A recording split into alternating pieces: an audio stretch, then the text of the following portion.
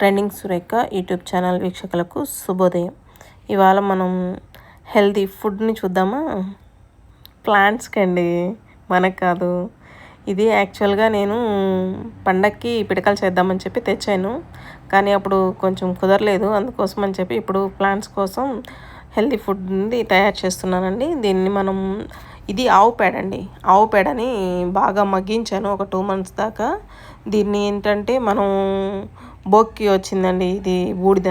ఆ బూడిదని మనం ఇది మిల్లు దగ్గర పౌడర్ దొరుకుతుంది.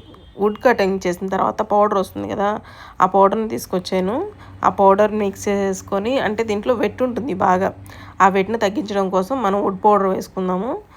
ఇట్లాగా పురుగులు వస్తాయండి, పేడలో పురుగులు వస్తాయి కదా, వాటిని తగ్గించుకోవడం కోసం మనం ఇట్లాగా బూడిదని వేసుకొని బాగా ముద్దల్లాగా చేసుకొని వీటిని తీసుకెళ్ళి బాగా ఎండబెట్టుకోవాలండి. ఎండబెట్టుకున్న తర్వాత మాత్రమే చెట్లకు ఇవ్వాలి. పచ్చిగా ఉన్నప్పుడు ఎట్టి పరిస్థితుల్లో మీరు చెట్లకు ఇవ్వద్దు, చెట్లు చచ్చిపోతాయండి అసలు. వీటిని బాగా ఎండబెట్టాలి. ఎండబెట్టేసి మనం ఎన్ని రోజులైనా కానీ స్టాక్ చేసుకోవచ్చు. వీటిని ఎండబెట్టుకోవడానికి కొంచెం బాగా ఎండ ఉండేటట్లే చూసుకోండి. ఇట్లా ఒకదాని మీద ఒకటి కాకుండా కొంచెం స్ప్రెడ్ చేసుకొని మంచిగా ఎండబెట్టేసుకొని వీటిని మనం వాటర్లో మిక్స్ చేసుకొని అయినా చెట్లకు ఇవ్వచ్చు. లేదా మనకి ఓపుకుంటే కొంచెం దంచేసుకొని, అంటే ముద్దలాగా కాకుండా కొంచెం పౌడర్ లాగా చేసుకొని చెట్లు చల్లుకోవచ్చు.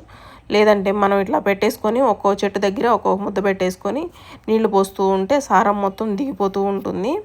అలా అయినా చేసుకోవచ్చు. ఇవి యాక్చువల్గా మొన్న సంక్రాంతికి గొబ్బెమ్మ